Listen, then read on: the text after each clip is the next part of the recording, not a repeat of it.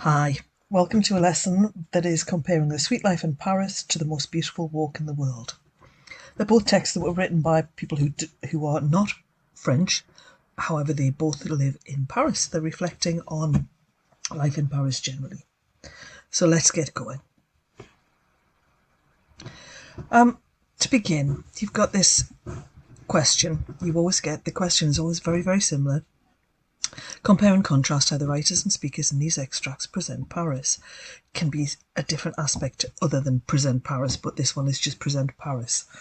You should refer to both extracts in your answer and consider language choices made and their likely effects, different audiences, the purpose of the texts, and aspects of mode. So you are thinking about mode, audience, and genre. And in order to analyse the text and write about it successfully, you need to write about the mode and why this particular mode, how does that link to the purpose, the context for it, who's it written for and who's it written by, or who's it spoken for, who's spoken by, who's produced this text, and once again, why, what's the purpose. And remember, with purpose, you're not just looking for one purpose, you're looking for primary purposes and possible secondary purposes. And then you're going to pick out 5 language features and say what the impact of these is and why these are the most important and most significant language features in the texts. And you're going to compare those. So you could also be asked to look at the ways in which writers and speakers present places, societies, the people of France, events, the history of France perhaps, I don't know. There's a whole range of things you could be asked. Anything to do with Paris, really. You can be asked about the metaphorical nature of representation. The narrative can be seen as a personal journey for writers and speakers, and some of these texts in the anthology lend themselves to that completely. Remember, you won't have the anthology in the exam, however, you will have an extract from 2 texts in the anthology. So you'll get given extracts, but you do need to know these texts really well so that you can write about elsewhere in the text, perhaps, as well as just writing about the extract. You need to write about context, time period, race, social class, and gender on the content and focus of the narratives. And then again, you're also linking that to purpose and the affordances and limitations of different media. So you have multimodal texts in this. You have some that are transcripts. You have some that are recordings of adverts. You have blogs, as well as the very conventional travel writing. And there are other things as well in there.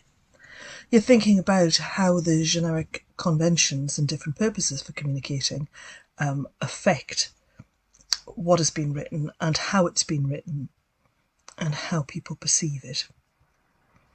And then you're also thinking about the perspective that the text is written from or spoken from.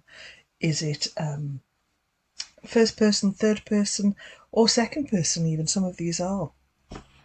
You're thinking about the register, what tone does it create and how elevated it is, as well as description, speech and thought within it. So you could be asked about all of these things. So you need to know all of these things for every single text within the anthology. So what I'd like you to do now is to pause and reread The Most Beautiful Walk in the World. It is on page 25 of the anthology. And as you're rereading it, you need to make a note of the mode of address. Is it multimodal? Does it have sound? Does it have visual? Is it written? The context for it.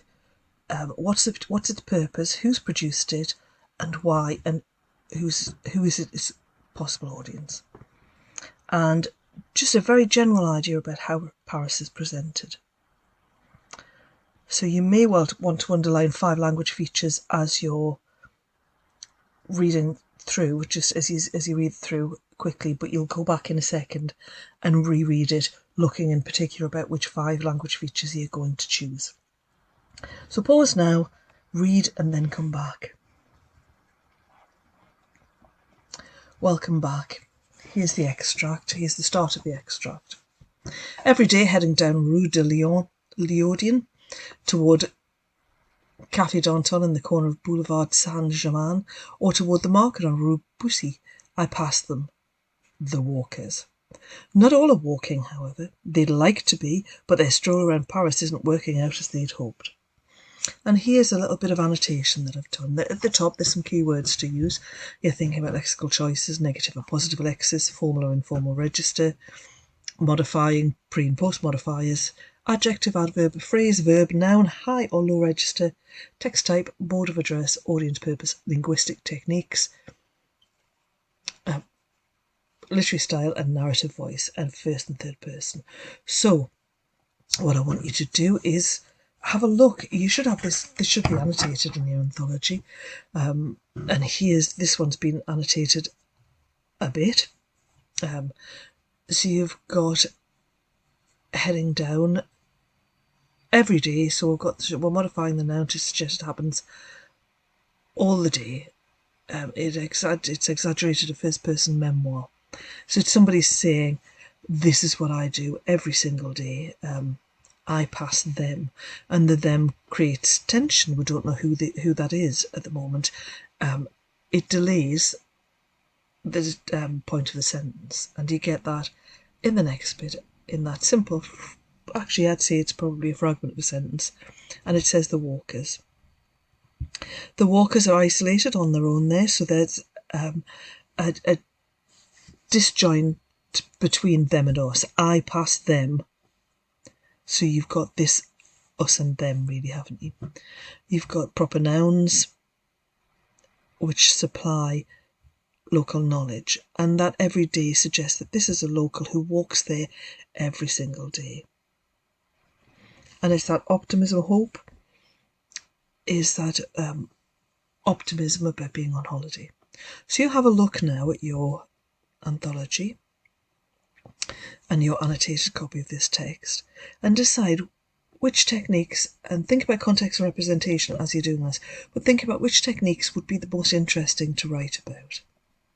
And remember that you're applying concepts and methods from integrated linguistic and literary studies as appropriate, so you're using terminology and you're writing fluidly and coherently about how Paris is presented in this scene. And remember, it's being presented by somebody who lives there but is not Parisian. You've got context, which ties in with that somebody is writing who is not Parisian but lives there currently. It's written in the first person. And its purpose. And then you're going to compare this to The Sweet Life. Okay, so you're thinking about what techniques and methods are most interesting to use for this one. So pause now and scan through and do that. Welcome back. So now I've got 6 different things here, and I'd like you to complete the table with this. So you've got an exploration of the techniques that are being used by the writer here. So you've got metaphors and imagery, so you need to find an example for metaphors and imagery. I've started this table for you, started to complete this table. And I'm saying that Paris has been portrayed as a literary landmark, especially the area in question. The language matches this by using poetic language and structure. The modifier uncertain and huddled suggests they don't know what to do and aren't able to find their way around. Huddle makes them sound, and you can finish that off. But it does make them sound very uncomfortable where they are. And certainly not on the most beautiful walk in the world. Use of sarcasm, and then you've got to find a modifying adjective and think about what the effect of that is. A simple sentence is that fragment of sentence, the walkers, which separates the walkers from the locals. Okay. They can't fit in with their Parisian behaviour. They're very, very different. And then you've got the narrative voice and style. It's the first person, allowing Baxter to give his reader his own views on tourists, which is interesting because he is also an outsider in Paris, but doesn't behave like he's one. So spend a little bit of time now, pause, spend a little bit of time completing this table. Welcome back. You're now going to go through the same process for The Sweet Life in Paris. You're going to pause, you're going to read it, and then you're going to look at your annotations, and then you're going to make a table for it. So, do that now. So pause now, read it, annotate it, and make a table for it.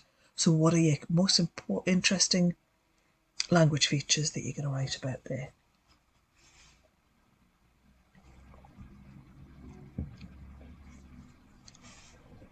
Welcome back. Here's the start of that extract.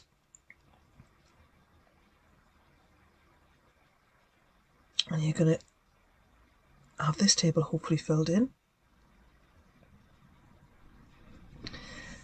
And here's what you're thinking about. So to hit all of the assessment objectives, you have to think about the techniques that writers are using. Then, to think about the context, you're thinking about the genre of the text, who made it, why they made it, and who's going to read it. So you're thinking about genre and purpose there, really. And then the final one, you're thinking about how's Paris being represented. And you're going to compare these two things. So you're going to compare how Paris is represented, The Sweet Life in Paris, and in The Most Beautiful Walk in the World. So that's what you're thinking about. How is this similar and different from The Most Beautiful Walk in the World? So you need a table that has both of these texts on, and you need those 5 things. So I want you to have that really clearly in your head, or written down really clearly, about what you'd write about. What 5 techniques would you write about if you were writing comparing these two texts? Now, because this is not an exam, I'm not going to give you an extract of the text. I'm going to let you use all of the texts in their entirety. So can you make sure you have that very detailed table for both of the texts? You might just want to add a column, and then you may want to write the introduction to this and think about how Paris is presented in these 2 texts. So write me the introduction and send me the introduction and your table, please. And that's it. So you can spend the lesson doing that. Thank you. See you soon.